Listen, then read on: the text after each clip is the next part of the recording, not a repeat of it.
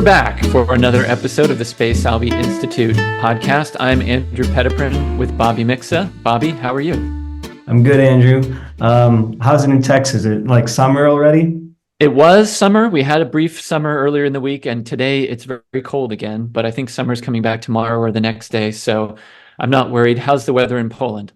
Oh, it's nice. It's nice, but I think we're gonna go back into the cold front. So, yeah. Yeah, such is life. Well, exciting for us today that we have yet another really interesting guest to talk about. We love talking about art.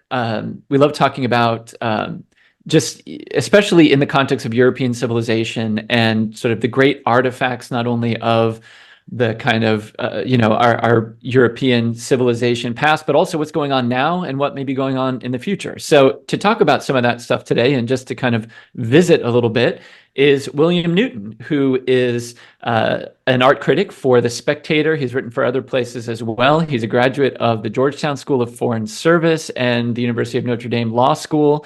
He's a lawyer and but also a critic, a man of art, a man of letters, somebody I've been looking forward to talking to in reality for quite some time. We've corresponded over the years. But anyway, Billy, welcome. How are you? I'm very well, thank you. I appreciate you guys having me on the show. Well, we're excited to have you. And one of the things we want to start with is the country of Spain, which is a place where you go often. And when you go there, you tend to go to really interesting places like great museums. And I love looking at your Instagram account and seeing all the great food that you're eating over there. So let's just start off before we get into art. What's the fascination for you with Spain and why do you go there?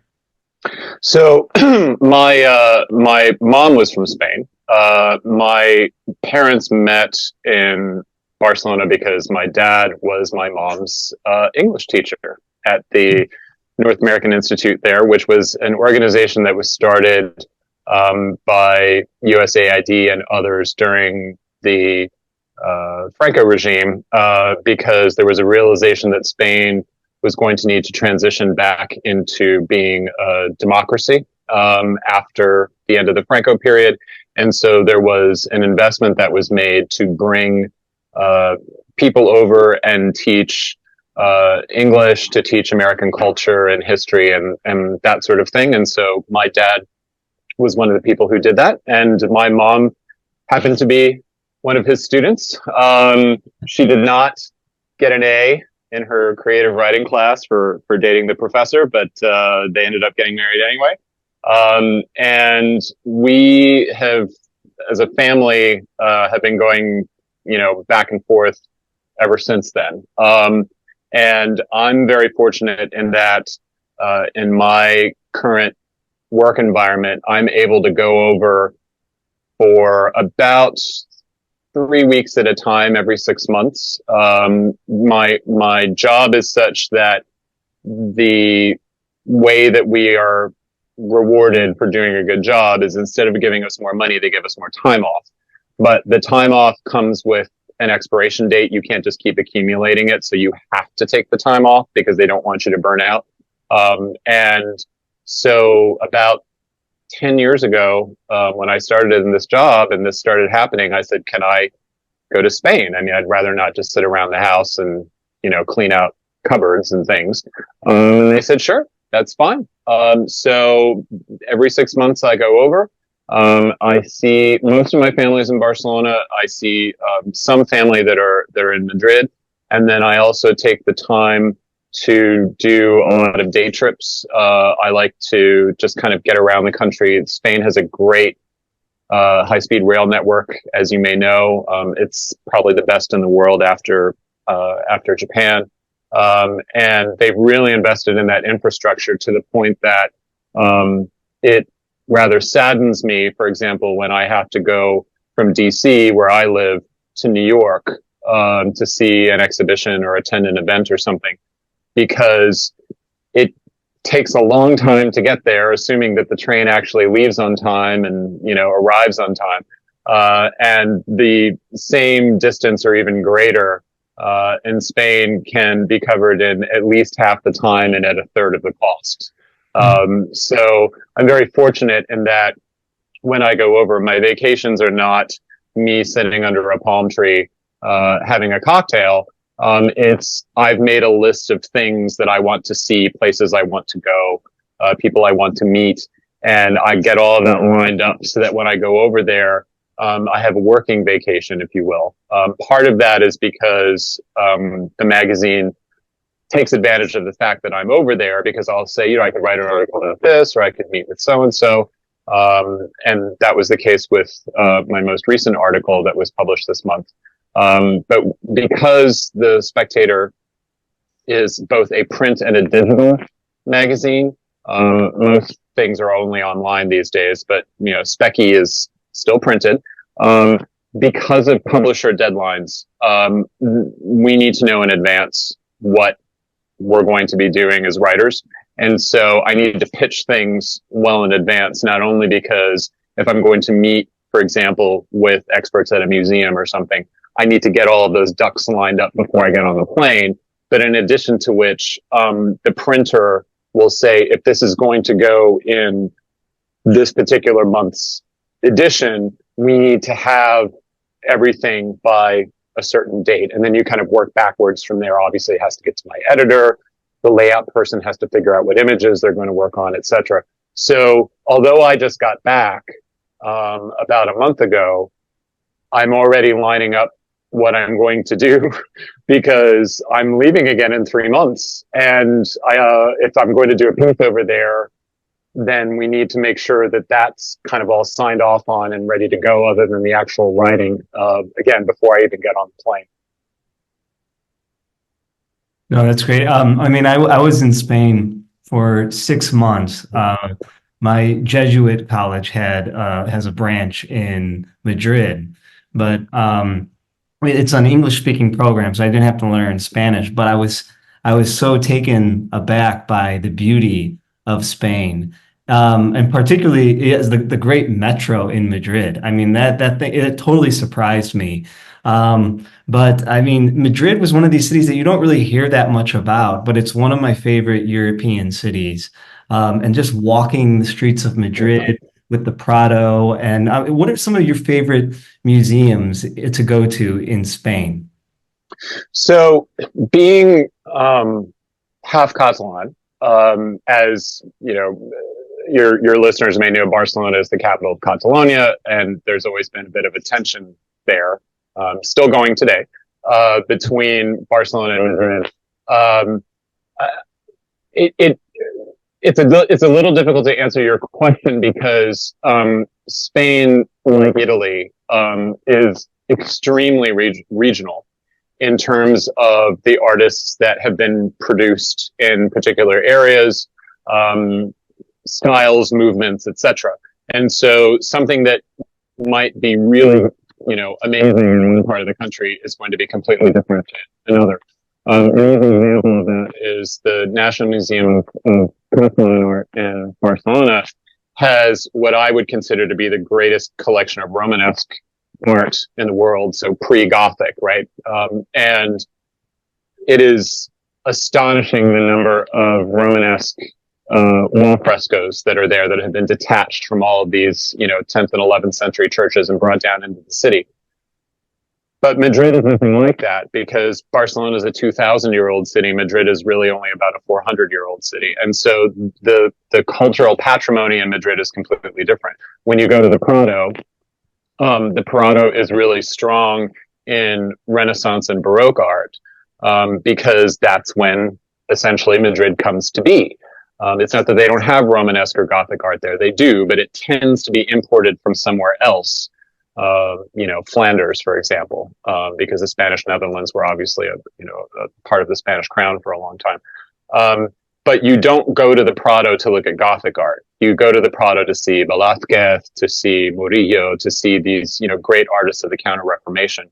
And if you want to see earlier stuff, then, Barcelona and Catalonia, places like that are where you want to go. And then there are also schools. So I went to Seville for the first time back in December, and the Museum of Fine Arts in Seville, which is an incredible collection that is not really marketed very well. I was surprised when I went that it only cost €2 to get in. And when I went, there was almost nobody there. And the Seville school, which is a very heavily counter-Reformation school, because Seville was one of the primary sites for promoting the dogma of what eventually became the dogma of the Immaculate Conception. And there are numerous images of the Immaculate Conception that we think of as kind of standard images of Our Lady, that were painted by artists that, you know, came out of that environment. So when I went there recently, as I said, it was a Friday, and normally on a Friday you have busloads of tourists that are, you know, filling all the museums and things. But there was hardly anyone there, and I was there for hours. And every time I go to an art museum in Spain for the first time, I'm, like you, blown away by what's in there.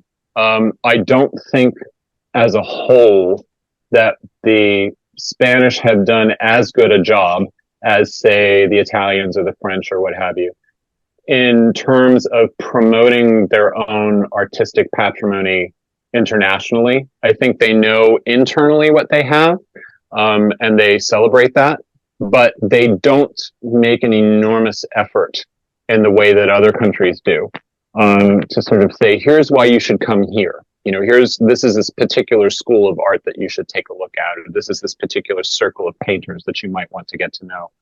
And so when I went to Seville, for example, there, again, enormous collection. There was a painting by a counter-Reformation artist named Salvador, who, again, is not very well known outside of those of us who specialize in studying Spanish art, but very important, and you would probably recognize some of his work if you saw it. But one of the paintings of his that's considered to be, if not his masterpiece, certainly up there, is in their collection, and I was aware of it, but I wasn't particularly planning to see it. It was more sort of a bucket list thing that said, well, I'm going to see it, because I never really thought much. And then it's a great lesson in something that I often will talk about in what I write or what I speak, is that there's no substitute for seeing something in person. You can learn a lot from books, you can learn a lot from different media, but if you have the opportunity to see something in person, you gain an understanding of it on an entirely different level. And so the painting in question is a miracle that happened in Grenoble, with respect to St. Bruno. And again, I was familiar with it. I had done my master's after law school at Sotheby's in England. I had specialized in what's called Spanish Golden Age painting, which is roughly 1550 to 1700. And he falls squarely in that period. And so I was very aware of the picture. But then I saw it, and I sat on a bench in front of it for probably a good 20 minutes, and it took my breath away. And I was like, now I understand this. Now I understand why so many art history books, in talking about this painting, have said this is a really important painting. You really should see it. And then the same thing on the other side of the coin that happens with that is that you go into these museums in Spain, and perhaps you are looking for something. Perhaps you go to the Prado and you want to see Las Meninas, or you want to see Goya's black paintings or something like that.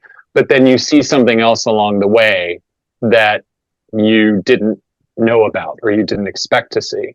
And as I was going through the museum, I was walking down this hallway, and I looked through a doorway, and I saw this painting that just made me stop, because I'd never seen it before. And probably, and I guessed who the artist was and what the subject was, but I was like, well, I have to circle back and see. And so I go in there, and it's a painting of Santiago, of St. James the Apostle, by Ribera, who was a Spanish artist, but who spent most of his time working in Italy, kind of school of Caravaggio, that kind of thing. It's an incredibly simple painting, and I still can't get it out of my head. It was just absolutely stunning. I'd never heard of it before. I'd never, seen images of it before. And it's just hanging there on a wall, just kind of in this little dark room. And to Andrew's point, you know, a number of people, when I posted images of it, because I think I took 4 or 5 pictures of it in different angles, when I posted it on Instagram, people wrote to me and they said, "What is that?" You know, because they'd never seen it before, and it was so, you know, moving, and it was so just fundamentally. I mean, it was painted in Italy, but it was just so fundamentally Spanish in tone.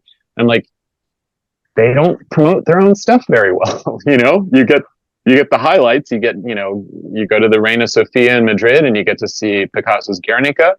You know, and you know, like I said, you go to the Prado and you see Las Meninas and that sort of thing. But one of the really great things in Madrid is that pretty much every city of any size had their own kind of art movement at some time, whether it was, you know, during the Gothic period or the Renaissance or in the 19th century. And they have their own art museums. Some, you know, the diocese, you know, the cathedrals often have their own art museums. Sometimes it's perhaps a historic home from an individual collector or family of collectors that they've donated it to the local municipality to turn into a museum. And they're so worth visiting because they really have so much stuff that, you know, artists that you've never heard of that are wonderful. People who have had an influence on the history of Western art that are known in Spain, but that are not known outside of Spain.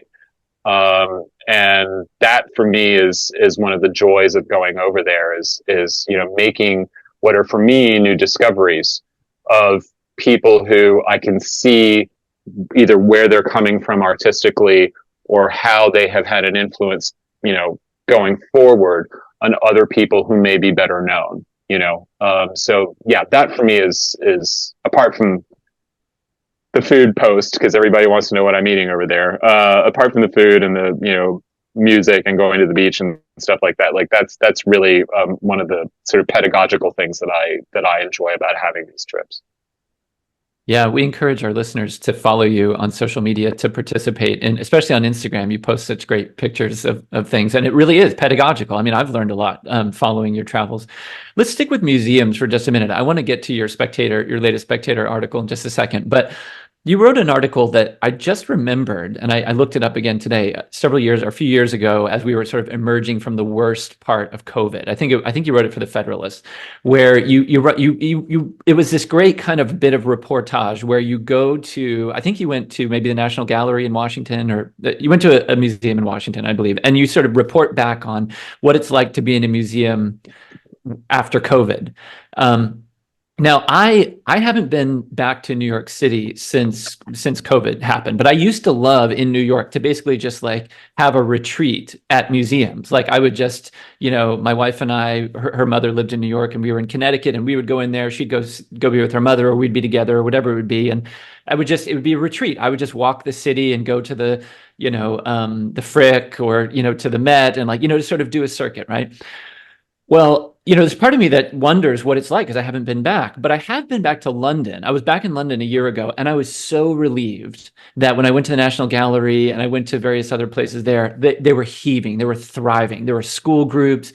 It felt like I was so relieved because I was worried that, like, is this going to come back? Are we going to be able to keep having these experiences? So I wonder, maybe just what's your reflection been now, a few years on? Like, is everything back to normal? Are you hopeful about like the future of museums, et cetera? Well, I think that, you know, we can almost, and we shouldn't do this, or we shouldn't have to do this, I should say, but I think you can almost tie it into going back to mass.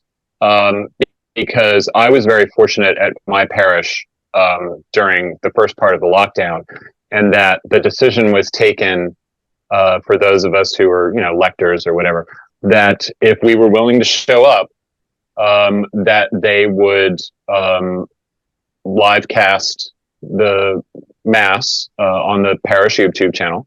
And it would be the two parish priests, the sacristan, the cantor, the organist, the two lectors. But in DC during the first part of COVID, the decision had been made in part because Cardinal Gregory had kind of pushed back on this a bit with respect to religious observance, that they weren't going to close the churches completely, but that they could only have 10 people. And so once a month, because I would come up on the schedule, I was able to physically attend mass and if properly disposed, receive the sacrament. But a lot of people didn't have that. And then when the restrictions were lifted, I thought, okay, well, now the churches are going to be full again. And they weren't. They weren't for a while. And that was disturbing. It may have been a little bit different in DC, only because DC is an area in which most people don't actually live in the city. The city is more of a sort of a show place, if you will. There's lots of museums and offices and hotels and things, but the city population itself is quite small. There are 4 or 5 times as many people who live in the surrounding counties than as actually live in the city. And so there may be people who used to come into the city to go to mass, but then because of COVID and because of rioting and looting and so forth that was going on for a period of time, they may not have decided to come in. And so it took a long time for the parishes to recover in terms of attendance. And some people may have simply decided that they just didn't want to come into the city anymore and they're going to stay in their suburban parishes if they're still going. And at first I found that the museums were quite similar. People were just not coming. And there were certainly no big tour buses full of kids. There were no foreigners because almost no one was coming here, even once the museums opened again.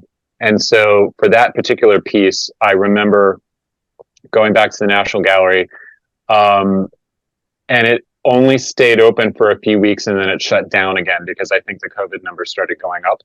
But it was very sad. And part of what made it sad was that the parts of the collection that I really wanted to see were closed off.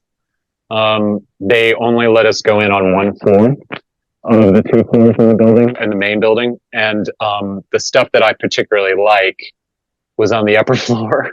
So I was like, well, but it's a museum. And so I will go, as I was saying before, very large collection. I will find something new, or perhaps see an old favorite or something like that and just kind of make it worthwhile.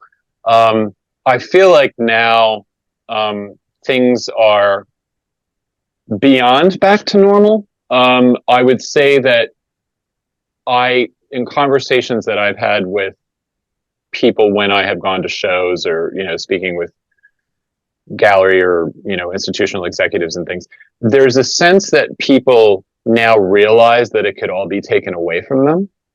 And there is a greater effort to actually go see things and to actually go get involved because there's an understanding, at least among adults, that this could happen again and that people could be told, stay in your homes, shelter in place, all that kind of stuff.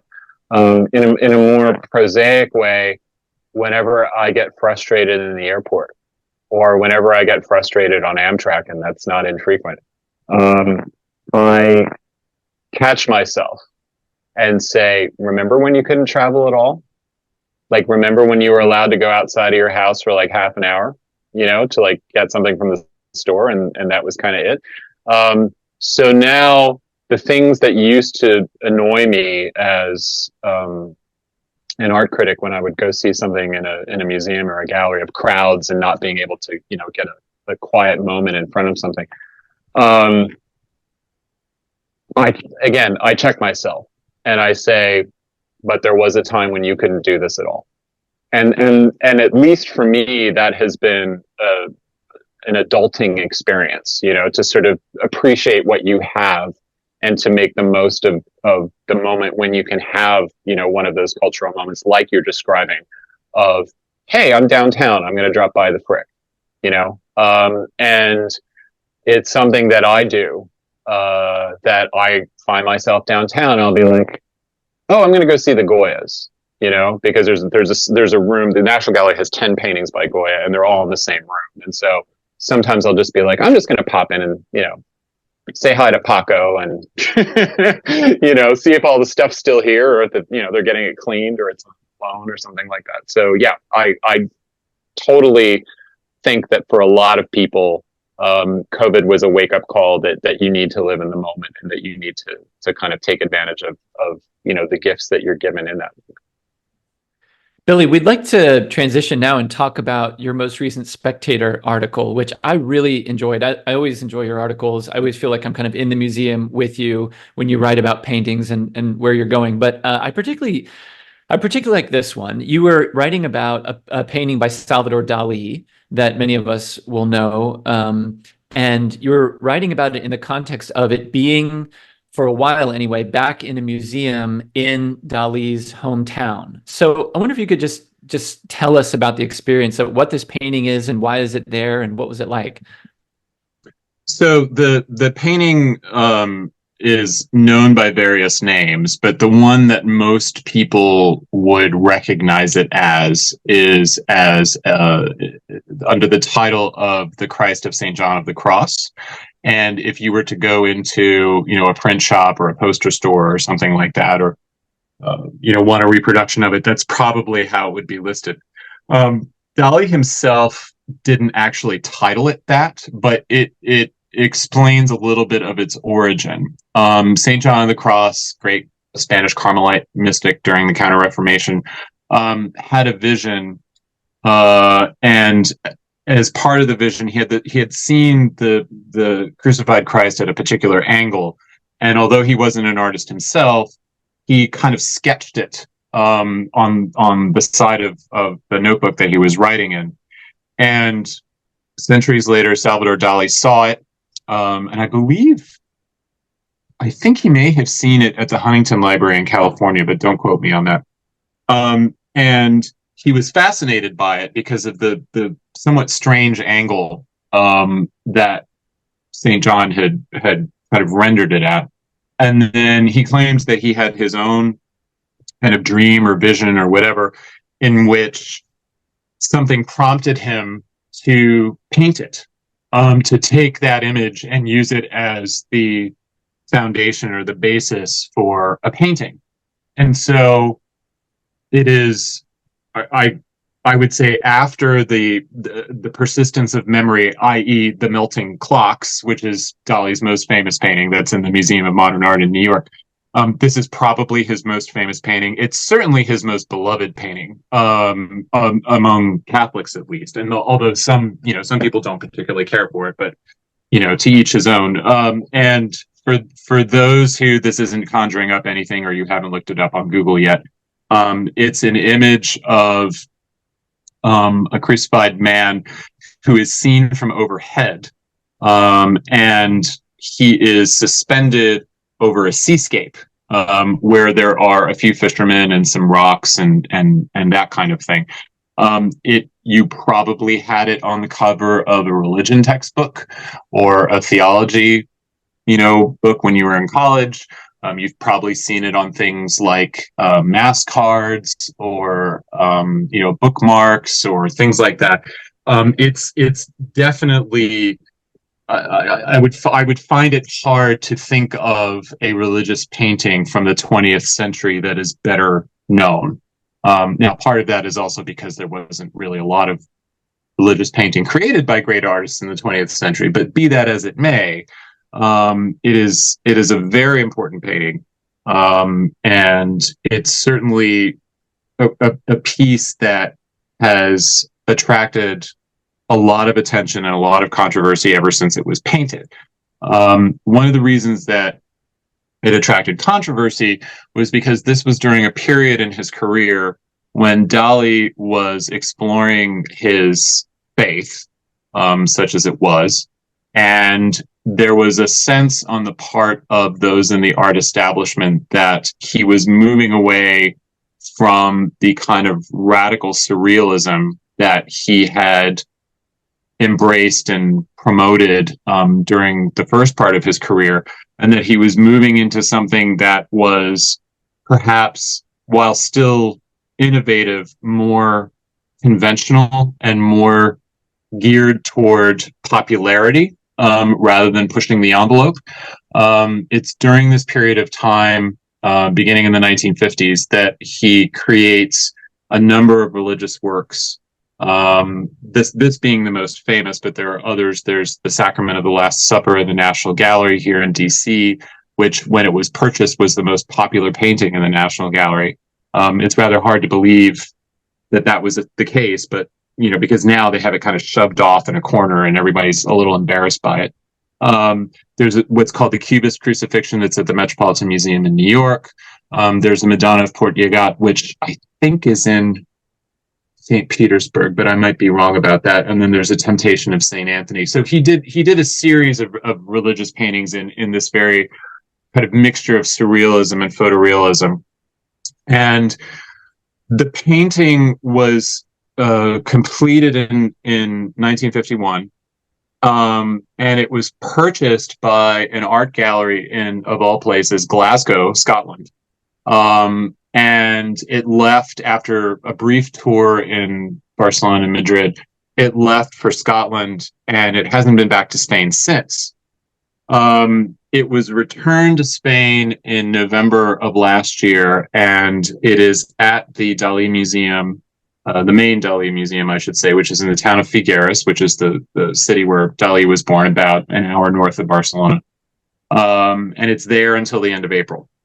And so this is one of those paintings, going back to something I said earlier, of, you learn to understand a work of art more by actually being able to see it in person. And this was one of those pieces that I never thought I would see in person, because, no offense to the good people of Glasgow, it's not high on my bucket list. Perhaps if I go to a conference or something someday and it happens to be in Glasgow, I will go see the art museum there. I'll go see the work of Charles Rennie Mackintosh, who I've written about before, great Scottish architect and designer. But it's not really a high priority for me. And so I just assumed, because this painting hardly is ever lent, that I was never going to see it. And so when I read about in one of the Barcelona newspapers that it was coming, I immediately contacted my publisher and said, I need to go up there and write about this. And this actually references something that I said earlier as well, which is the only reason that I know that it was there was because I read a local newspaper. There was virtually no coverage on a national level. The Spanish never, at any kind of Ministry of Culture level, kind of promoted internationally to say, hey, you should go up to Figueres and, visit the Dalí Museum in his hometown and see where he lived. And, this painting is back for the first time in 70 something years. They didn't do anything. But anyway, so I went, and I am very grateful in that when I contacted them, they arranged for me to meet with the head of all the Dalí museums, because there's 3 of them in Spain, and with the gentleman who actually runs the main museum where the exhibition's taking place, and also with the head of their press office. And they met me at the front door and took me up there and showed me all the things, and we talked about it for a long, long time, and they just gave me a ton of time. They're just the nicest people in the world. And one of the interesting things that they did with respect to this show is something that I can understand why they did it, but is a little bit odd to me. And it shows, I think, something that I've noticed quite a bit of in just European politics and culture generally, which is that the EU seems to promote this idea of creating a kind of United States of Europe. But in fact, what it does is that it actually fractures people. It doesn't really function as a melting pot so much as a way for people to distinguish themselves from other groups. And one of the ways that it does that is that different groups who feel rightly or wrongly that they have been put upon for some reason tend to promote their own culture without tying it to other cultures, or at least not to cultures that they don't particularly care for. And so hence you have arguably one of the most important Dalí paintings on the planet coming back to Spain, and the only people who care are the people in the region where it's going to be shown, right? I mean, I spoke to people in Seville and in Madrid who didn't even know that it was in Spain. They had absolutely no idea because it wasn't covered by the national press. And when it came to the exhibition, instead of calling it the Christ of Dalí, or calling it the Christ of St. John of the Cross, which is what most of us, would know it as. They called it the Christ of Port Llegat.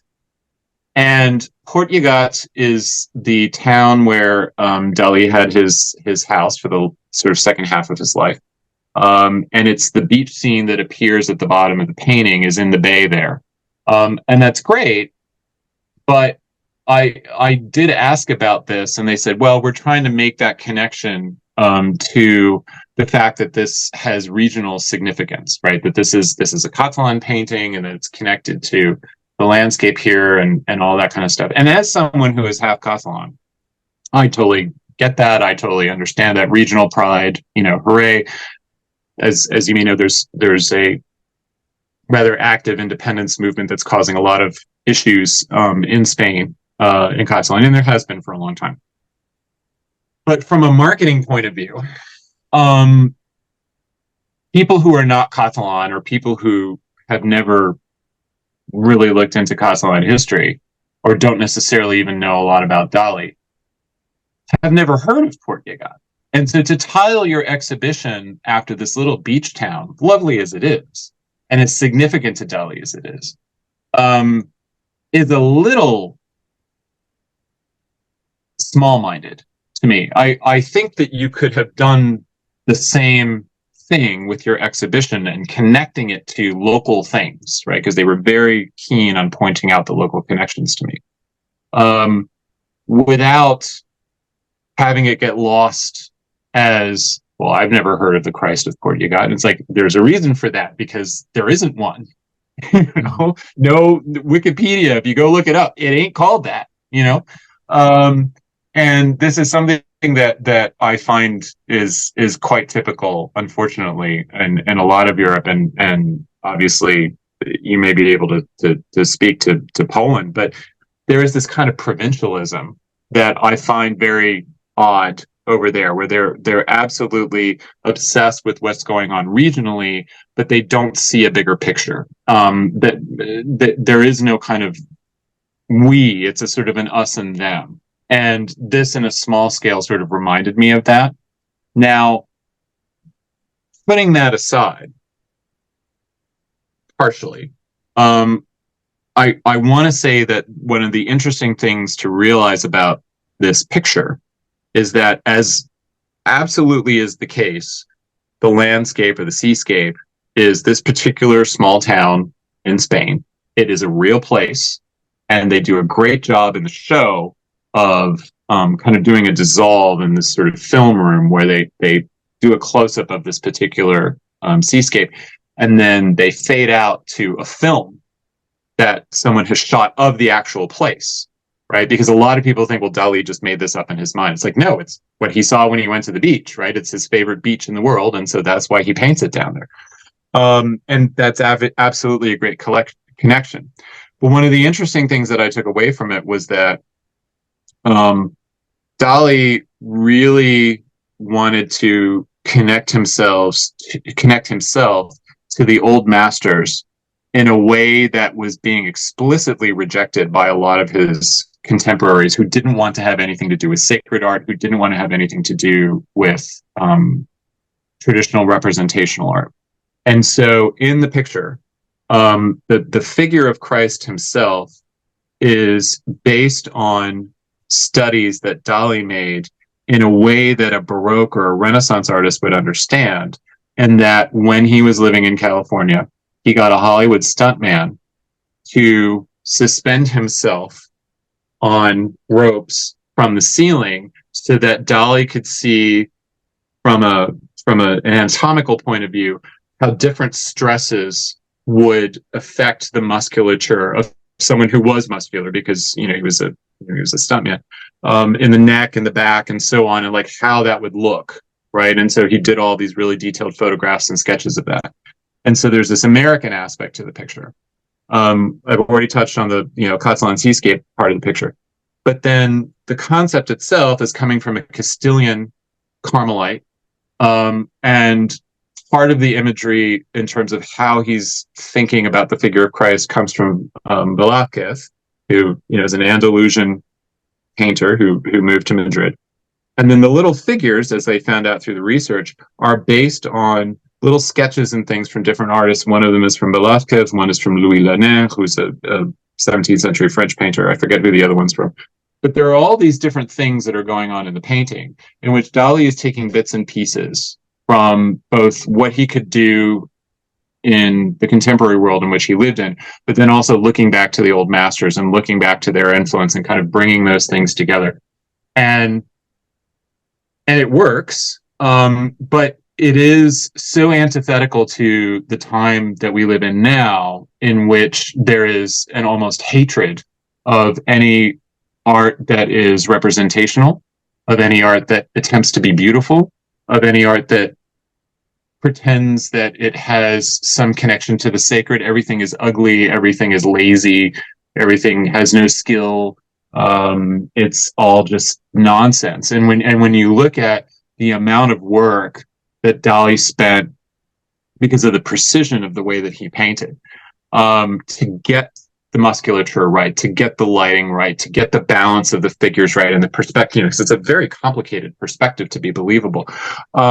He really is working like an old master. He really is working like, somebody, say in Florence in 1450, who's doing all these lines of, a very complicated linear perspective and figuring out how it's going to work and doing all this by hand. There's no AutoCAD, there's no AI creating all this stuff. He has to figure all of this out in his head, and it took him years to do it.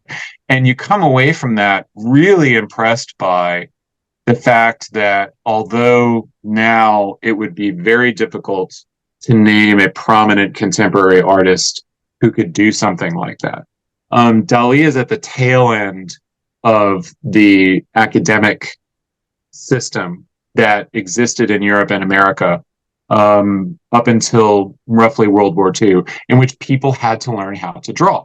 And you couldn't just pick up a paintbrush and say, now I'm a painter, right? That education dies off after World War II, in which people just want to talk about their feelings, right? And how dare you criticize me for not actually being able to draw? Well, you can't draw, sorry. He is one of the last few people that, continued into relatively recent times. He died in the 1980s, that actually could draw, that actually did know how to paint. And one of the paintings in the show is a piece that he did called The Basket of Bread, which is also familiar to a lot of people because you will often see it on, used as a cover, for example, in books about the Eucharist or something like that. And it's a basket of bread. That's all it is. And it is a little miracle of paint. And you look at it and you're like, was this painted in the 1950s? Was this painted in the 1750s? Was this painted in the 1550s? I don't know. It is absolutely timeless. But very few people can do that anymore because we have lowered our standards of what art means so much that he really does stand out as someone who could keep company with the old masters, could have competed with those guys if he, had lived 300 years ago, because he was willing to put in the time, he was willing to put in the effort, and he was, just a creative genius. And that's one of the things that I was absolutely impressed by when I, actually got to see the painting finally in person. Two notes on that. I hope if my family's listening to this, I won't say who in my family, but one of my siblings went to the Art Institute school, the School of Art in Chicago. And I was helping her with one of her pieces. And this was my first chance to go into like the student gallery and look at what are these, what are the, say, so-called masters of today working on. And I was so appalled at the lack of anything close to something like a craft. And I looked at my sibling and I said, "Oh, why are you paying for this school? Like, what are you actually learning and coming away with? Like, hopefully when you go to the university, you come out a better writer. But it seems like it's not doing that in any way." And so actually, when we finally got to the spot where the artwork was going to be displayed, right next to that was actually a student who was standing, I'm not making this up, a student who was dressed up as the Easter Bunny, because this piece of art was to have your photo with the Easter Bunny.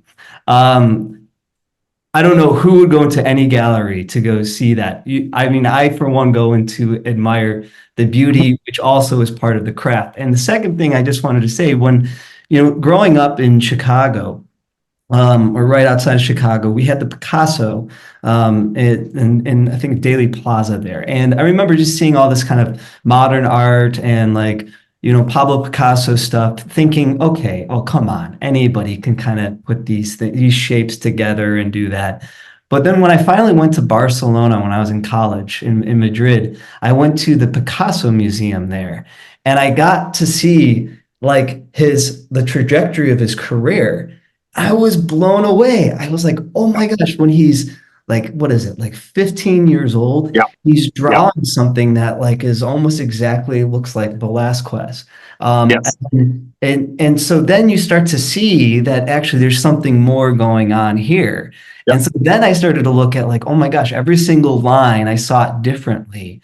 But Yep. it was that mastering that craft that actually first then made me to see him as a true artist and anything that he did as truly art. Do you have Yeah. anything to say about that? Yeah, I have given this example so many times that I can't even take, because people are like, yeah, Picasso, I can do that. I'm like, really? Like, look what Picasso could do when he was 15.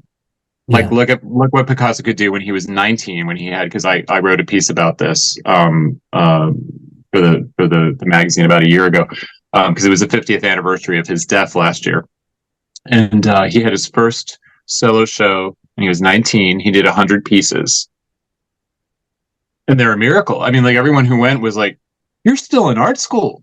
Like, how are you doing this?" And so then eventually he drops out of art school and moves to Paris, and but the point being, like Picasso, Dalí, Edward Hopper, Miro, like all of those guys, they learned how to draw, and drawing is the foundation of painting. If you can't draw, it's very unlikely that you're going to be able to paint well. And practice, practice, practice, practice, practice, right? I mean, you wouldn't let someone go into Carnegie Hall to play, Rachmaninoff if they hadn't done tons of exercises, right? To understand how to get their hands to work and build up strength in their hands and all this kind of stuff to play a really complicated piece. So why would you display the work of someone who hasn't actually done any work, but has simply just, rolled around in an Easter Bunny costume talking about their feelings? They haven't done any work. I mean, it's nonsense. I find it interesting too, as I was thinking about this ahead of the call today. A lot of climate change protesters who throw things, soup and so on, at paintings. I can't recall any of them throwing this stuff at any works of contemporary art. It's always beautiful things from the past. It's Van Gogh's Sunflowers. It's Botticelli's, Spring. It's, Velasquez Venus. It's portraits. It's beautiful representational things. That is what they are throwing their excrement at, to draw attention to themselves. They're never attacking pieces by contemporary artists who can't draw and who can't create valid works of art that we'll be throwing in the garbage 100 years from now, saying, why did we pay $100 million for this thing?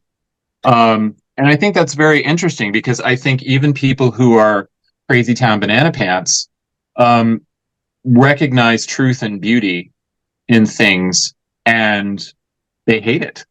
They don't want things that are truthful. They don't want things that are beautiful. They don't want things that show skill, because they don't have any themselves. And so they take this out on other people. So to reject someone like Dalí or Picasso because they're weird, you can absolutely do that. You don't have to like something just because everybody else tells you to, but make an informed choice in the sense of understand that these people do have formation. The fact that they rejected their formation, okay, right? That might inform your decision, but it's not that they can't paint. It's that they don't want to paint in the way that they were told that they had to paint, right? And so sometimes you will find someone like Dalí who is weird. I mean, he's just weird. Where you look at some of his art and say, that is really unattractive, and I really don't like that. But then you have pieces like this.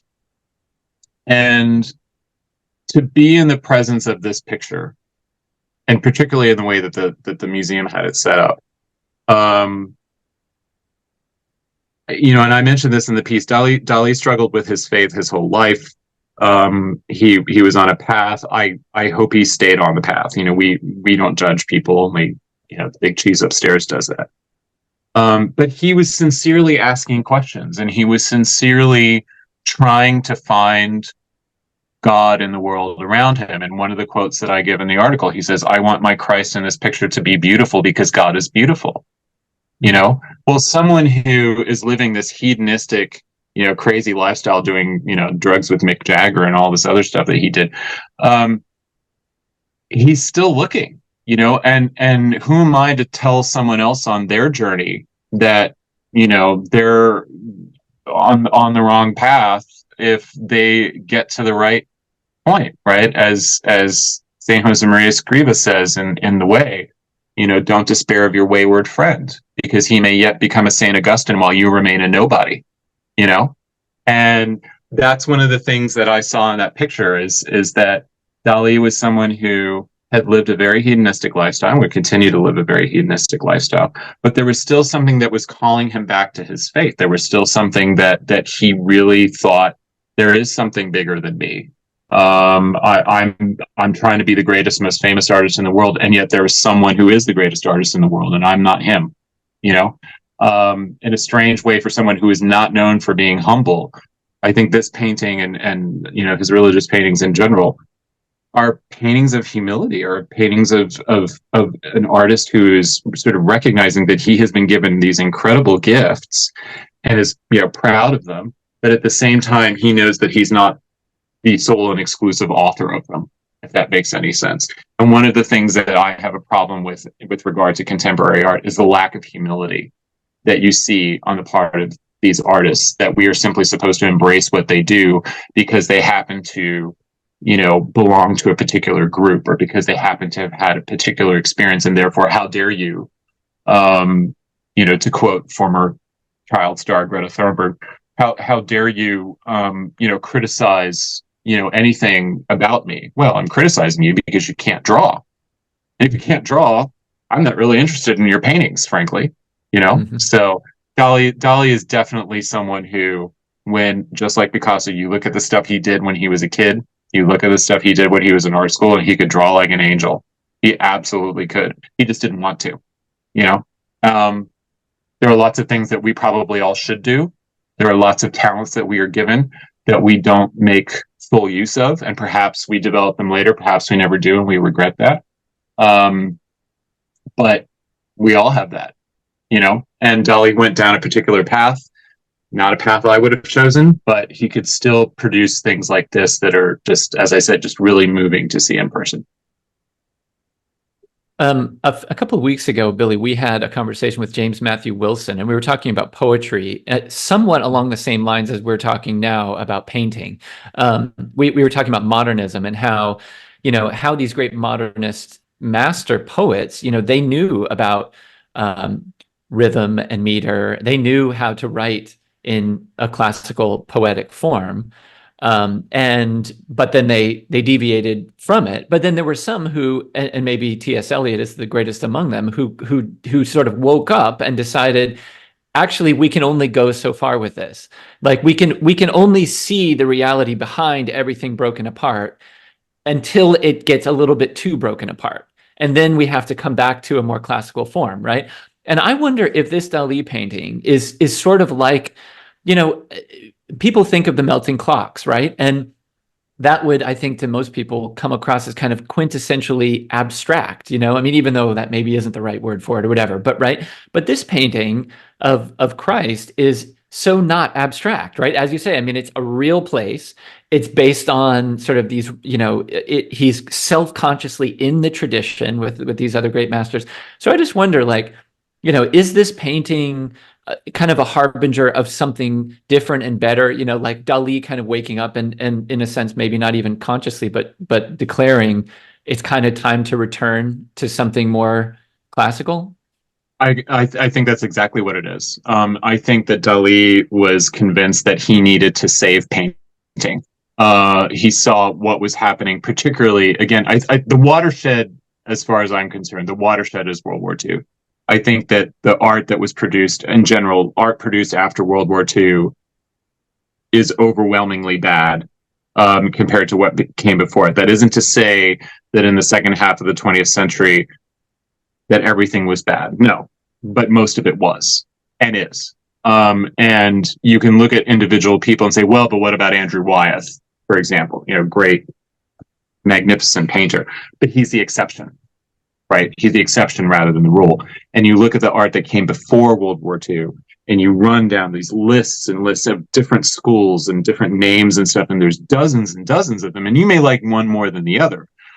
But they're all experimenting, they're all trying different things, they're all doing different styles, and then something happens in which, the embrace of socialism or whatever it is, in which people's values just go out the window, and we are stuck with boxy architecture. We are stuck with garbage art, and there is this kind of focus on newness for the sake of being new, rather than kind of reviving or referencing things from the past. And Dalí very consciously saw what was happening because he had been a part of it, and said, I don't want to throw out the baby with the bathwater. I think that we can go forward and do things that are meaningful to the time in which we live, and the things that are going on right now. He was fascinated with space, for example, and there's a lot of kind of spacey things in what he does, particularly with his religious painting, that are relevant for the time in which he lives, right? They're relevant for the mid 20th century. They're relevant for the space age and the atomic age and all that stuff. That would not have been relevant to someone living in 1850 or 1550, but somebody always has to break the mold. Right. I mean, otherwise we just, and nothing against the Eastern churches, but then you just end up with icons, right? You keep repeating the same thing over and over and over and over again, so that unless you're an expert, you can't tell the difference between an icon that was painted in, 1905 and one that was painted in 1605, because to you, as a non-expert, they look exactly the same, right? But there is a huge difference between what, say, Giotto is doing, in the early Renaissance in central Italy, versus what Bernini is doing in Rome several hundred years later, right? It's still the same subject matter. It's still the nativity, it's still the crucifixion, it's still the resurrection, it's still portraits of popes, it's still it's all that stuff. The style has completely changed, and the things that are influenced by the artist completely changed, because the times have changed, right? Things don't look the same anymore. And so Dalí, I think, is someone who recognized that, there is a point beyond which we don't need to go. We can't forget the 2000 or so years of Western history, of Western artistic development that have brought us to this point, and just chuck it all and say that none of it means anything, right? I think that he tried to pull us back from that brink. Was he ultimately successful? Maybe a little bit, not as much as he had hoped. He didn't develop any followers, for example, and that's one of the difficult things. When you look at a lot of these people who say, maybe we're going too far, they don't have schools. And a perfect example of that is Edward Hopper, because most people love Edward Hopper, right? They love his cityscapes, they love, his, figures in sunlight and all this kind of stuff.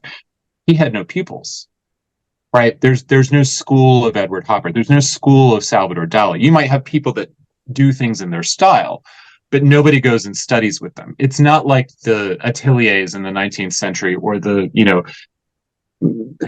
sort of pupilships that people would have in the Renaissance and the Baroque, where if you wanted to learn how to paint, you got an apprenticeship with, Botticelli or Perugino or whoever it is, and you learned how to grind paint, and you learned how to, attach canvas, and you learned how to prepare it, and you learned how to do you learned all the steps, all the craft of how to become an artist. And then eventually they would let you make your own stuff, right? But you had to learn all of that first before somebody would let you pick up a brush or pick up a chisel. We don't do that anymore. There are no apprenticeships anymore for people who work in most areas of contemporary art. You just simply pick up something and start working with it. And it's art because you say that it is, or because you can get enough people, who, have galleries on the Upper West Side to tell you that it's great art and that they can put a few zeros on the price for you. So it's, in a way, a kind of a mile marker at the time that this work was created for Dalí to say, maybe we're going too far. For him to try to kind of do a stopgap of saying, look, there's other stuff that we could do. We could still do realistic things. We could still do things that exhibit talent and craft and, that kind of thing. And again, there's a handful of artists that are contemporaries of his that you could point to and say, yeah, so-and-so was doing that and so-and-so was doing that. But for the most part, because it's easy, most modern and contemporary art is garbage because there's no actual art going on. It's just messes, right? And so I think that looking at a painting like this and being able to have, as happened to me, an emotional connection to it when you see it, to be able to spend time in front of it and just be like, this has struck me. I don't know why it struck me, but it has, with this very weird religious painting and just kind of seeing it in person. That's very rare. It's very rare, and he managed to do it. Yeah. Well, we're about out of time, Billy. I want all of our listeners to go and check out your article. It's called "The Divine Dalí and His Christ" at the Spectator World. And Billy, you have a website as well with a lot of your stuff on it. What's the address for that? It is WB as in boy, D as in dog, Newton, all one word, .com. And if you go over there, it tells you a little bit about me. There's a contact form that you can get in touch with me there if you want me to come speak to your college or something. And it also has links to my media. So the links to the stuff I write for Spectator, past things I've done, past talks that I've given, or panels that I've been on with, like the Catholic Art Institute, for example, because I work with them a lot. And links to my social media as well. So absolutely feel free to get in touch with me about anything. If you have questions about stuff, I get people who I don't even know write to me all the time saying, I'm going to Spain. Like, what should I see? Or like, where should I eat? Or like, where's a good flamenco place or stuff like that? I could run a side business in that because I get that on an almost daily basis from people who, like you, are wandering around on Instagram and they're like, wow, that restaurant looks great. Wow, like what an amazing monastery, or like, how do I get there? Like that kind of thing. I'm always happy to do that. I really should have some kind of a retainer from the, Spanish National Tourist Office because I do this all the time. Terrific stuff. Our guest today has been William Newton. Billy, thank you so much for being with us today. Thank you for having me. To our listeners, please don't forget to visit us at spacesalviinstitute.com. Sign up for our email list and review this podcast. Give us a good review so that more people will find us and check out what we're doing. Until next time, God bless and live in hope.